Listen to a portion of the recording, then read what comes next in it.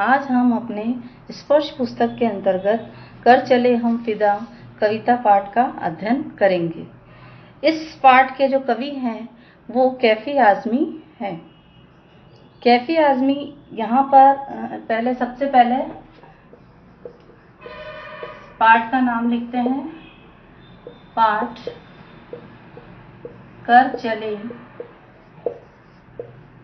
हम फिदा। इस पाठ के जो कवि हैं वो कैफी आज़मी हैं। आइए इनका जीवन परिचय जानते हैं। अतहर हुसैन रिजवी का जन्म 19 जनवरी 1919 को उत्तर प्रदेश के आजमगढ़ जिले में मजमा गांव में हुआ। अदब की दुनिया में आगे चलकर वे कैफी आज़मी के नाम से मशहूर हुए। इनका जो नाम था मुख्य रूप से अतहर हुसैन रिजवी था। इनका जन्म 19 जनवरी 1919 को उत्तर प्रदेश के आजमगढ़ जिले में मजमा गांव में हुआ। अदब की दुनिया में आगे चलकर ये कैफी आज़मी के नाम से मशहूर हुए। उर्दू कवियों की पहली पंक्ति में इनका नाम आता है। कैफी की कविताओं में एक और सामाजिक और राजनीतिक जागरूकता का समावेश है तो दूसरी ओर उनके हृदय की कोमलता भी है। अपनी युवावस्थाओं में मुशायरों में वाहवाही पाने वाले कैफी आज़मी ने फिल्मों के लिए भी सैकड़ों बेहतरीन गीत लिखे। 10 मई 2002 को इस दुनिया से रुखसत हुए कैफी आज़मी के 5 कविता संग्रह झंकार, आखिरे शब, आवारा, सजदे, सरमाया और फिल्मी गीतों का संग्रह मेरी आवाज़ सुनो प्रकाशित हुए। अपने रचना कर्म के लिए कैफी को साहित्य अकादमी पुरस्कार सहित कई पुरस्कारों से नवाजा गया। कैफी कलाकारों के परिवार से थे, अतः इनको तीनों बड़े भाई भी शायर थे। पत्नी शौकत आज़मी, बेटी शबाना आज़मी भी मशहूर अभिनेत्रियां हैं।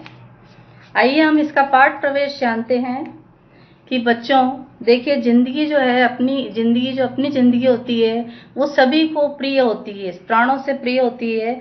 कोई भी प्राणी मात्र को, हर कोई प्राणी मात्र होता है, उसको अपनी जिंदगी प्यारी होती है। कोई भी इसको खोना नहीं चाहता है। असाध्य रोगी तक जो रोगी होता है वो भी एक तरह से यही चाहता है कि वो जल्दी से ठीक हो जाए और अधिक से अधिक जीवन जीने की कामना करता है। जीवन की रक्षा और सुरक्षा उसे जिलाए रखने के लिए प्रकृति में न केवल तमाम साधन उपलब्ध कराए हैं, सभी जीव जंतुओं में उसे बचाए रखने की भावना भी पिरोई है। इसीलिए शांतिप्रिय जीव भी अपने प्राणों पर संकट आया जान उसकी रक्षा हेतु मुकाबले के लिए तैयार रहते हैं। कोई भी जो शांति प्रिय जीव भी होता है, अगर उसके जीवन पर कोई आफत आ जाती है, घटना आ जाती है, तो वो अपने को बचाने के लिए भी ये प्रयास करता है। लेकिन इसके ठीक विपरीत होता है सैनिक का जीवन, कि किस प्रकार से सैनिक का जीवन जो अपने लिए ही नहीं, जब औरों के जीवन पर, उनकी आज़ादी पर आ बनती है, तब मुकाबले के लिए अपना सीना तान कर वह खड़ा हो जाता है, यह जानते हुए भी कि उस मुकाबले में औरों की जिंदगी और आज़ादी भले ही बची रहे, उसकी अपनी मौत की संभावना सबसे अधिक होती है। जो बच्चों ये प्रस्तुत पाठ है, इस पाठ में सैनिक जीवन जो है उसके बारे में बताया है। सबसे पहले प्रस्तुत पाठ में युद्ध की जो पृष्ठभूमि पर बनी फिल्म थी हकीकत, उसके इस गीत को इस कविता के रूप में लिया गया है। हकीकत फिल्म के लिए इसको लिखा गया था।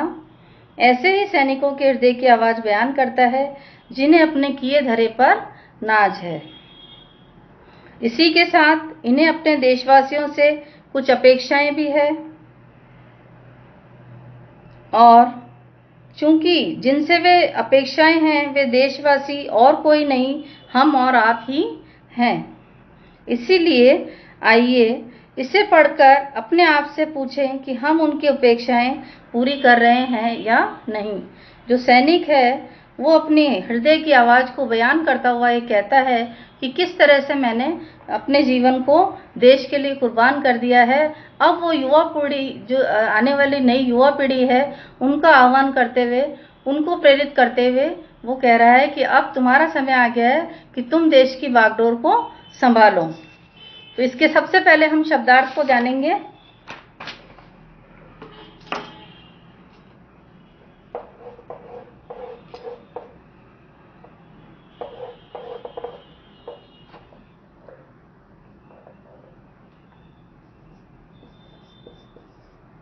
पाठ कर चले हम फिदा। तो सबसे पहले बच्चों इसके शब्दार्थ को देखिए।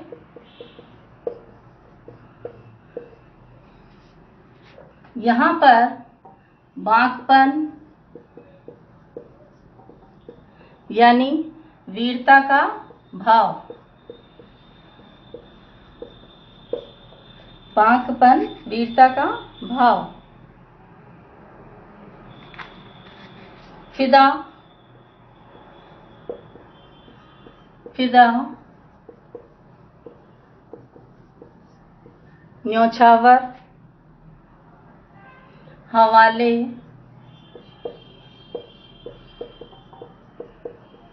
सौंपना, रुत,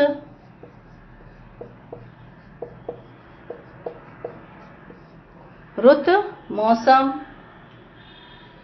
हुस्न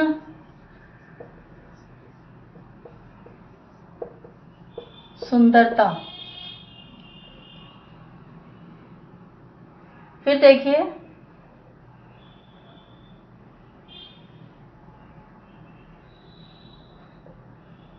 खून यानी खून,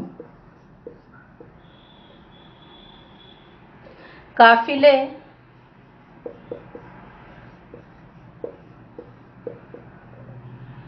यात्रियों का समूह, यात्रियों का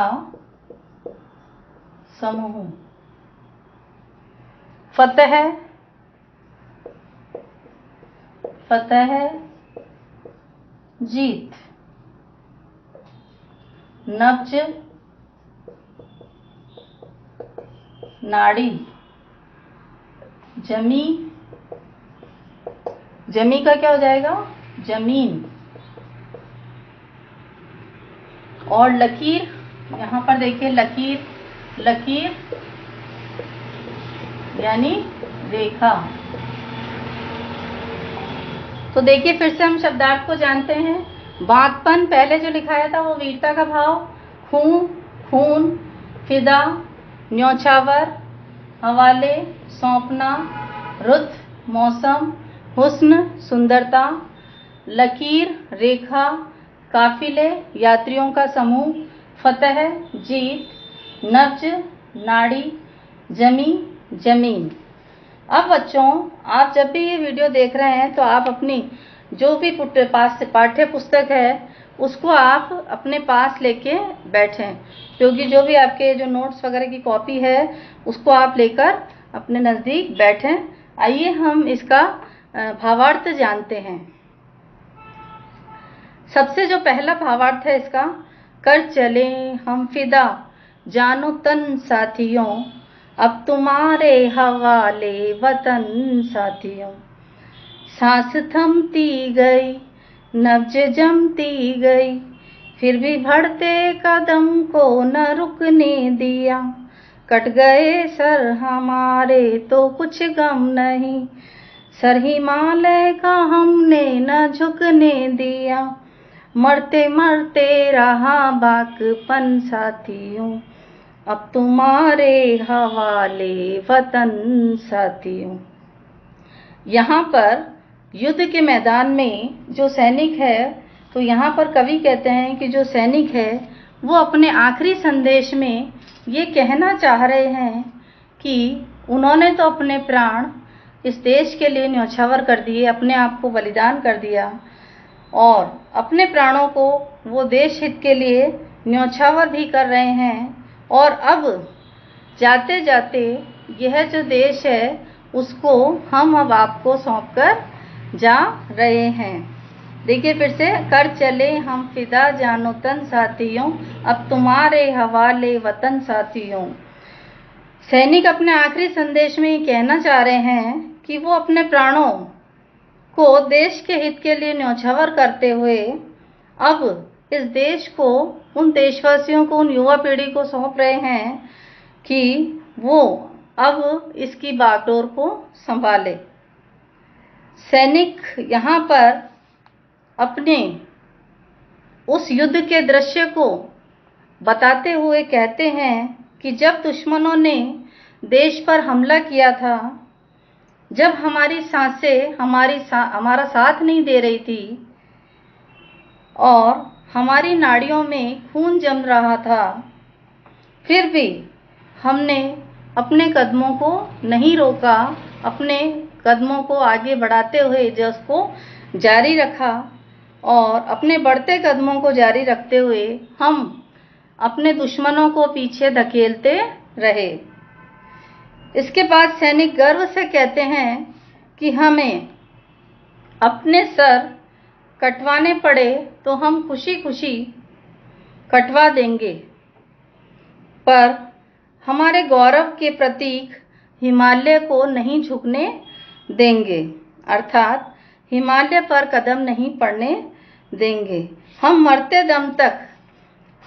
दम तक वीरता के साथ दुश्मनों का सामना करेंगे और इस देश के लिए अपने आप को कुर्बान कर देंगे। अब इस देश की रक्षा का भार आप देशवासियों को हम सौंप रहे हैं कि तुम अब इस देश की बागडोर संभालो। हमने तो अपने जीते जी हिमालय का सिर नहीं झुकने दिया और देश का मान नहीं घटने दिया, लेकिन और हम अंतिम सांस तक लड़ते रहे और अपने कर्तव्य को पूरा करते रहे, अडिग रहे। अब तुम्हारी बारी है कि तुम इस देश की बागडोर को संभालो। आगे हम इसके दूसरे पद को जानेंगे। आप सभी बच्चे अपनी पुस्तक साथ में लेके बैठें ताकि जो कविता पाठ हो रहा है उसको आप पंक्तिबद्ध अच्छी तरीके से समझ सकें। आगे देखिए, जो दूसरा पद है, जिंदा रहने के मौसम बहुत है मगर जान देने की रुत रोज आती नहीं, हुस्न और इश्क दोनों को रुसवा करें, वो जवानी जो खून में नहाती नहीं, आज धरती बनी है दुल्हन साथियों, कर चले अब तुम्हारे हवाले वतन साथियों। फिर से देखिए, इसमें कवि क्या कहना चाह रहे हैं कि जिंदा रहने के मौसम बहुत है मगर जान देने की रुत रोज आती नहीं, हुस्न और इश्क दोनों को रुसवा करें, वो जवानी जो खून में नहाती नहीं, आज धरती बनी है दुल्हन साथियों, अब तुम्हारे हवाले वतन साथियों। यहाँ पर देखो बच्चों, सैनिक अपने बारे में, अपने पूरे दृश्य को, युद्ध को, पृष्ठभूमि को बताते हुए आगे बयां करता है।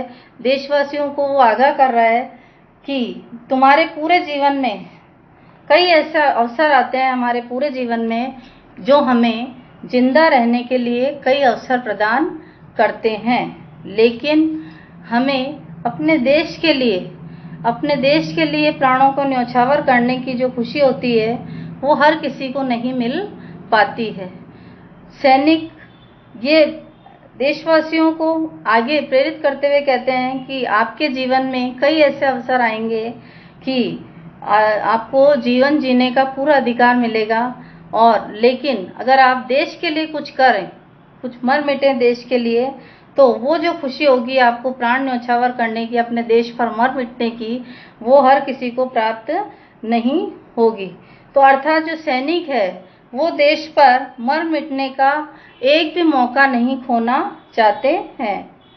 सैनिक यहाँ पर देश के नौजवानों को प्रेरित करते हुए कहता है कि सुंदरता और प्रेम का त्याग करना सीखें, क्योंकि वे सुंदरता और प्रेम ही क्या, जो कि देश के लिए अपना खून नहीं बहा सके।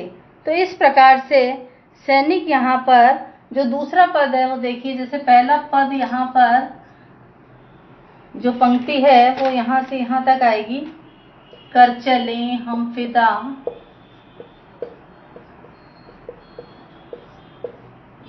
कर चले हम फिदा,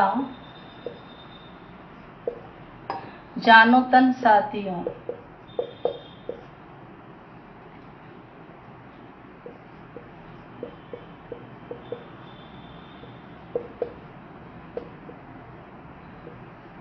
उसके बाद मरते मरते रहा बागपन साथियों।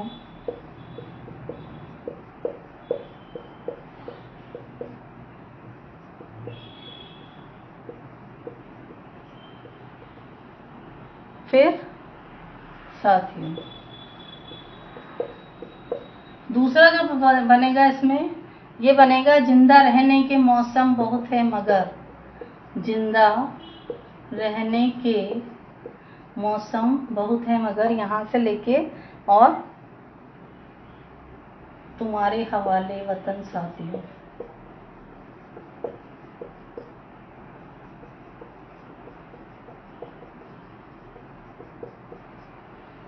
तो पहला जो पद था उसको हमने जाना था, जो दूसरा पद है उसको भी हमने जाना कि किस प्रकार जो सैनिक है तो वो ये बात कहते हैं कि हमें जीवन में जिंदा रहने के तो कई अवसर मिलते हैं, लेकिन जो गौरवमय मृत्यु होती है, जो देश पर मर मिटने, अपने आप को बलिदान करने और न्योछावर करने का जो अवसर मिलता है वो बार बार नहीं मिलता है। तो इसीलिए जीवन में जो सुंदरता है, जो प्रेम है, वो मोहब्बत है, वो एक साथ नहीं रहती है। उसका त्याग करना सीखें और कुछ अपने देश के लिए करें, कुछ अपने देश के लिए इस तरह से खून बहाएं कि वो जो आपकी जवानी है वो व्यर्थ नहीं जा सके।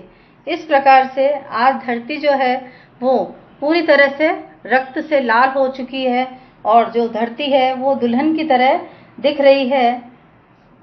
अब धरती बनी है दुल्हन साथियों, अब तुम्हारे हवाले वतन साथियों। की जो धरती है वो दुल्हन की तरह सजी हुई है और दुल्हन की तरह बनी हुई है और हम अपने आप को इस पर अर्पण करने जा रहे हैं, अपने आप को न्योछावर करने जा रहे हैं। अब आगे तुम्हारी बारी है कि तुम भी अपने देश के लिए मर मिटो, कुछ करो और अपना त्याग करो। तो इस प्रकार से सैनिक इस पंक्ति के अंतर्गत, इस पद के अंतर्गत ये बात बता रहे हैं।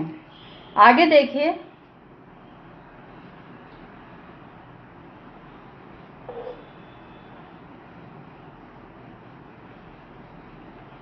तीसरा जो पद होगा वो इस तरीके से, सभी बच्चे अपनी पुस्तक साथ लेके बैठें। रहा कुर्बानियों की,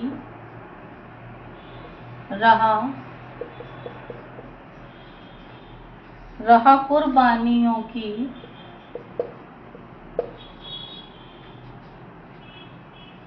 न वीरान हो। तो गीत के रूप में अगर हम इसको गाएंगे तो पूरा एक बार मैं बताती हूँ फिर से कि थर्ड जो पैराग्राफ है इसका पद है वो गीत के रूप में किस तरह से होगा। राह कुर्बानियों की न वीरान हो, तुम सजाते ही रहना नए काफिले, फतह का जश्न इस जश्न के बाद है, जिंदगी मौत से मिल रही है गले, जिंदगी मौत से मिल रही है गले, बांधे लो अपने सर से कफन साथियों, अब तुम्हारे हवाले वतन साथियों। तो यहाँ पर देखिए, रहा कुर्बानियों की न वीरान हो, तुम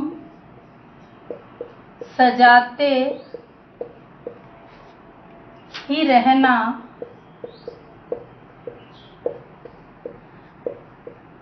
नए काफिले।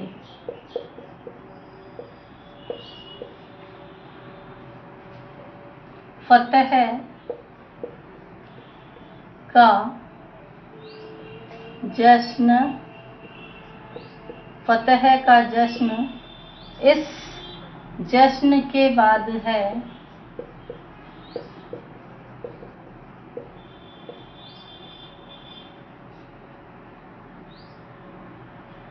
जिंदगी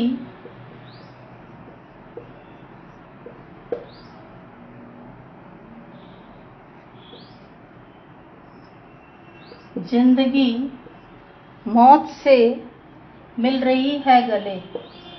जिंदगी मौत से मिल रही है गले।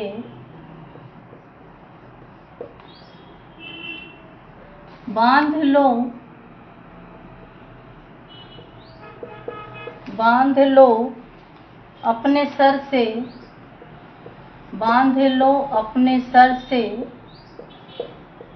कफन साथियों।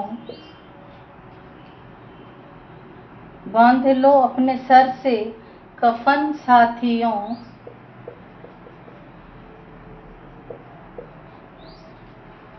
अब तुम्हारे हवाले वतन साथियों।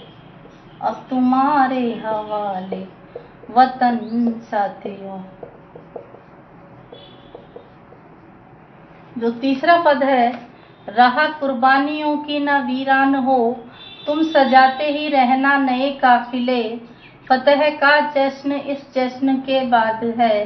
जिंदगी मौत से मिल रही है गले। बांध लो अपने सर से कफन साथियों।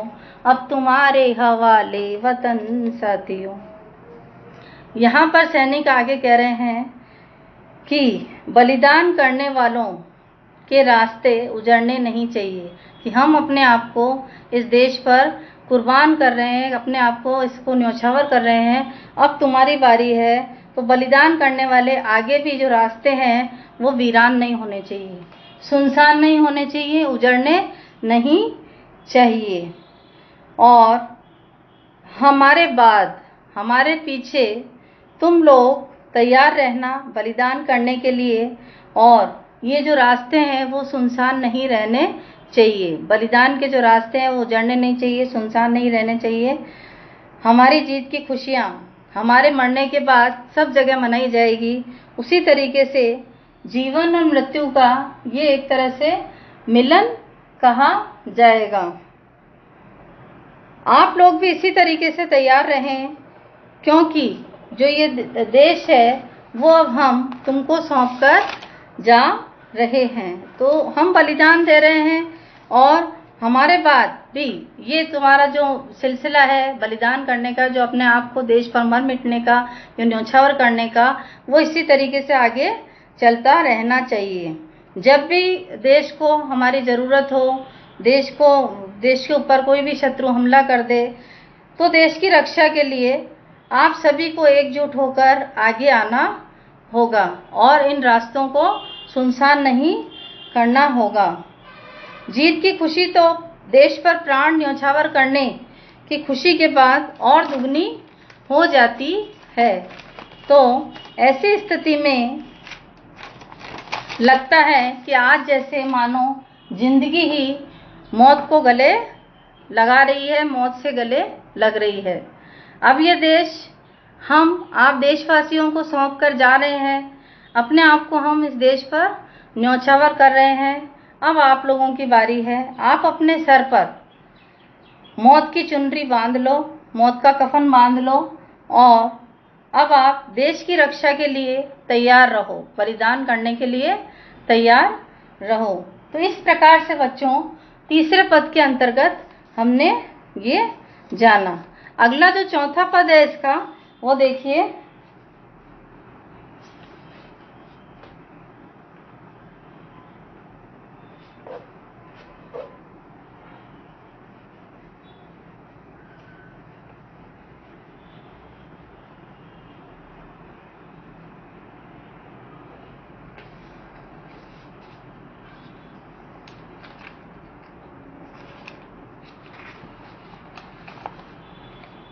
चौथा पद जानेंगे।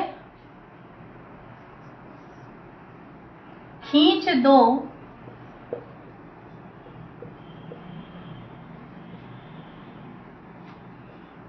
अपने खूं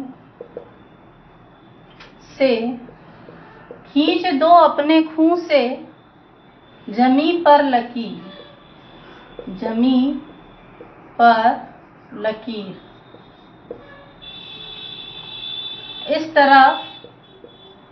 इस तरफ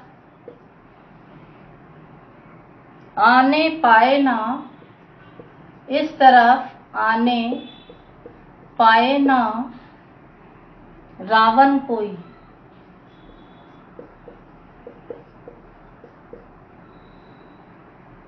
तोड़ दो हाथ, तोड़ दो हाथ अगर हाथ उठने लगे,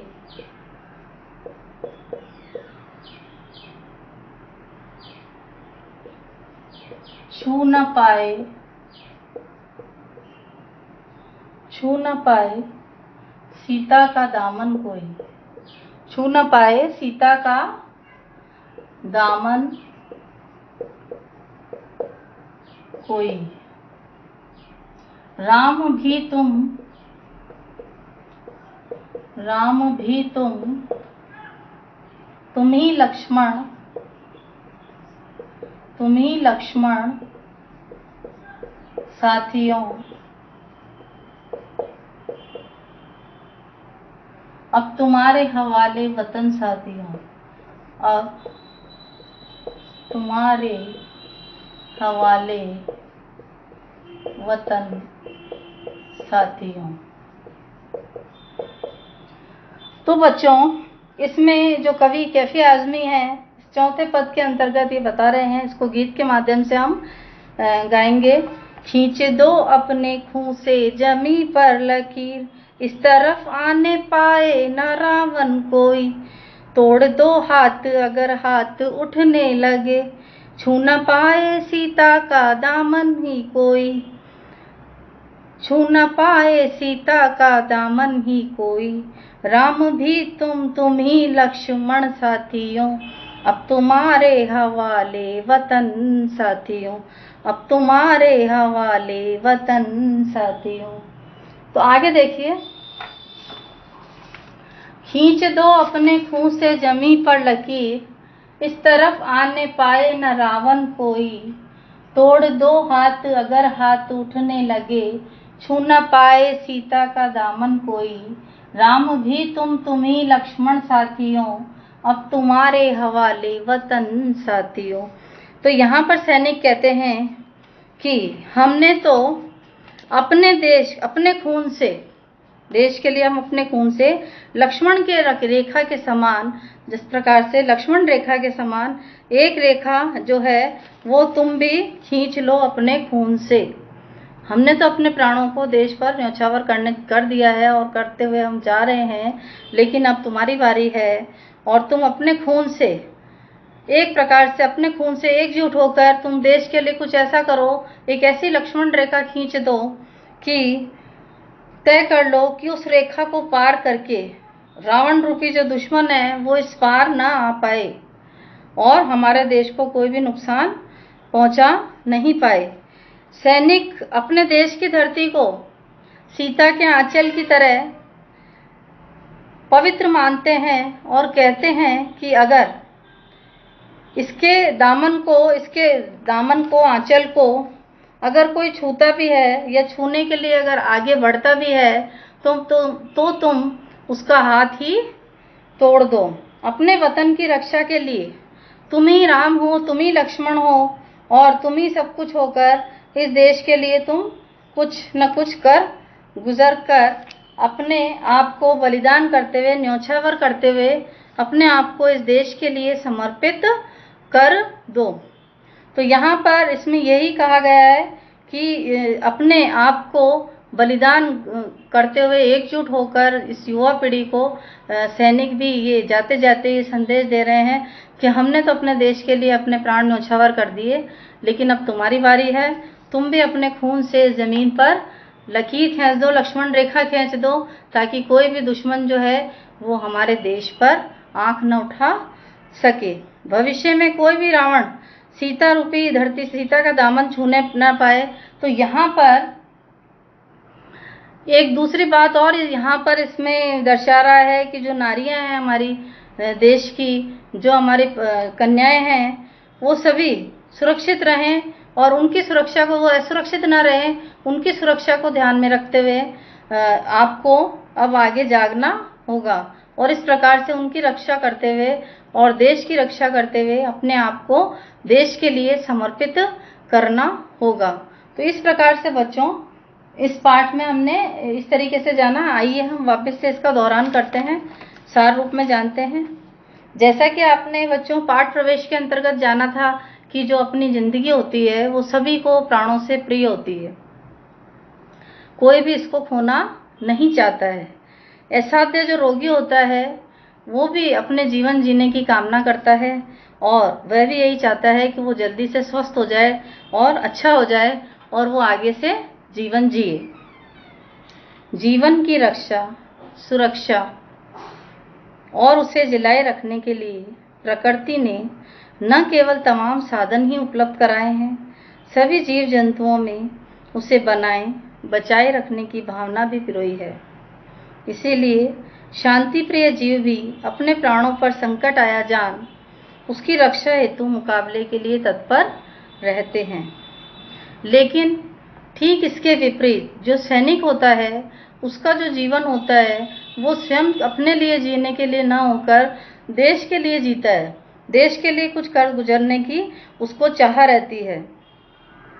सैनिक का जीवन जो अपने लिए नहीं औरों के जीवन पर, उनकी आज़ादी पर जब आ बन जाती है तो उस मुकाबले के लिए वो सीना तान कर खड़ा हो जाता है, यह जानते हुए भी कि उस मुकाबले में औरों की ज़िंदगी और आज़ादी भले ही बची रहे, उसको अपनी मौत की संभावना उसमें सबसे अधिक नज़र आती है। फिर भी वो अपनी जान की परवाह न करते हुए भी अपने प्राणों को न्यौछावर कर देता है देश के ऊपर, देश की रक्षा के लिए।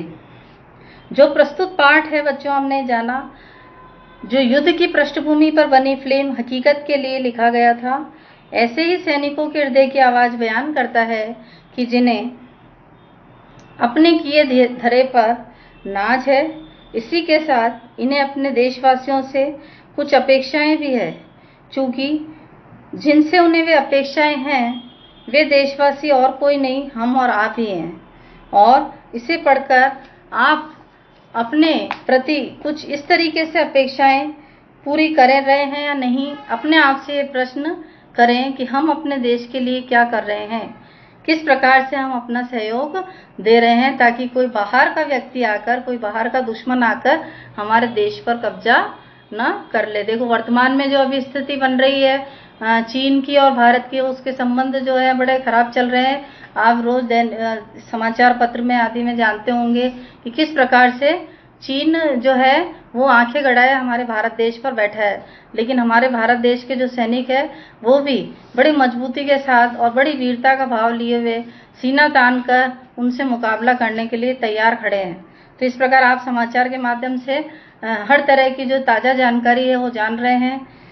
यहाँ पर जो कैफी आजमी है उन्होंने भी इस कविता के माध्यम से वही वीरता का भाव बताया है कि फिर से हम देखिए, आप पुस्तक अपनी पास रखिए और फिर से हम इसका दोहरान कार्य करते हैं। कर चले हम फिदा जानो तन साथियों, अब तुम्हारे हवाले वतन साथियों। सांस थमती गई, नब्ज जमती गई, फिर भी बढ़ते कदम को न रुकने दिया।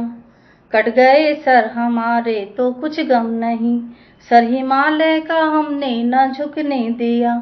मरते मरते रहा बाकपन साथियों, अब तुम्हारे हवाले वतन साथियों। इस पद के अंतर्गत युद्ध के मैदान में अपने आप को लड़ते लड़ते अपने आप के अपने जीवन को समर्पित करते हुए, अपने प्राणों को अर्पण करते हुए सैनिक कहते हैं कि हम तो अपने प्राण न्यौछावर करने जा रहे हैं, अब हमारी जगह तुम्हें स्थान लेना होगा। हम अपने कार्यों को पूरा करके, अपने कर्तव्य को पूरा करके सौंप कर तुम्हें विदा हो रहे हैं। हमने दुश्मन का अपनी अंतिम सांस तक मुकाबला किया है और अपने अंतिम दम तक, जब तक हमारी सांस चलती रही, हमने अंतिम दम तक अपने कदमों को रोका नहीं। अपने सर कटने का भी हमें गम नहीं, दुख नहीं, लेकिन हमने हिमालय का सिर नहीं झुकने दिया और देश का मान नहीं घटने दिया। अंतिम सांस तक हम अपने कर्तव्य पर अड़िग रहे। दूसरा देखिए, जिंदा रहने के मौसम बहुत हैं मगर जान देने की रुत रोज आती नहीं। हुस्न और इश्क दोनों को रुस्वा करें, वो जवानी जो खूह में नहाती नहीं। आज धरती बनी है दुल्हन साथियों, अब तुम्हारे हवाले वतन साथियों। यहाँ पर सैनिक कहते हैं कि हमें जीवन में जिंदा रहने के कई अवसर मिलते हैं, लेकिन अपने आप को, अपने प्राणों को न्यौछावर कर जो मृत्यु हमको मिलती है, जो गौरवमयी मृत्यु हमको मिलती है, वो जो अवसर मिलता है हमको, वो बार बार नहीं मिलता। जीवन में सुंदरता और मोहब्बत साथ नहीं आती है, उनमें आपस में नाराजगी बनी रहती है। तो तुम भी अपनी जवानी में यदि कुछ देश के लिए नहीं कर सकोगे, अपने आप को नहीं मर मिट पाओगे, परोपकार के लिए खून नहीं बहाओगे, तो तुम्हारी ये जो जवानी है वो व्यर्थ ही जाएगी। इसीलिए आज अपनी धरती दुल्हन की तरह लग रही है और रक्त से, हमारे रक्त से वो पूरी तरह से लाल हो गई है और अब हम इस धरती माता को तुमको अर्पण करने जा रहे हैं और अब ये जो देश है वो तुम्हारे ही हवाले है, तुम ही इसकी बागडोर आगे संभालोगे।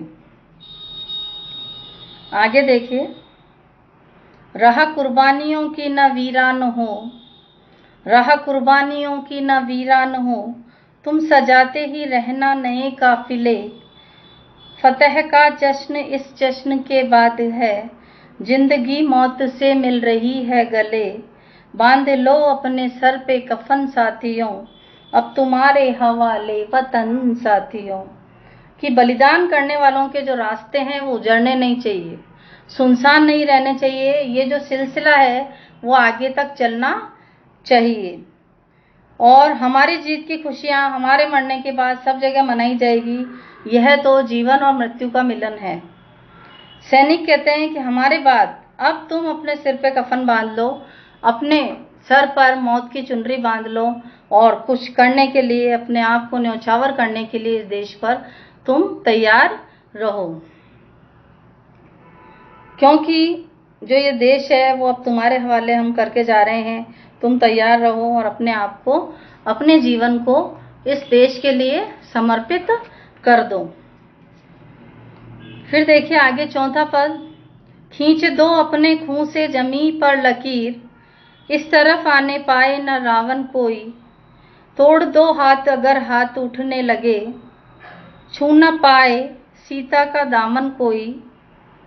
राम भी तुम ही लक्ष्मण साथियों, अब तुम्हारे हवाले वतन साथियों। तो यहाँ पर जो सैनिक हैं वो कह रहे हैं, देशवासियों से कहना चाह रहे हैं कि हमने अपने खून से इस जमीन पर रेखा खींच दी और बलिदान के लिए हम तैयार रहे। अब तुम भी इस धरती पर अपने खून से जमीन पर, यहाँ पर एक लक्ष्मण रेखा खींच दो, ताकि कोई भी दुश्मन हमारे देश पर आंख न उठा सके और कोई भी रावण रूपी जो दुश्मन है वो इधर न आ पाए, हमारे देश की तरफ आंख भी न उठा पाए। यदि कोई हमारी तरफ शत्रुता का हाथ बढ़ाता है तो उस हाथ को ही हमको तोड़ देना होगा, फेंक देना होगा।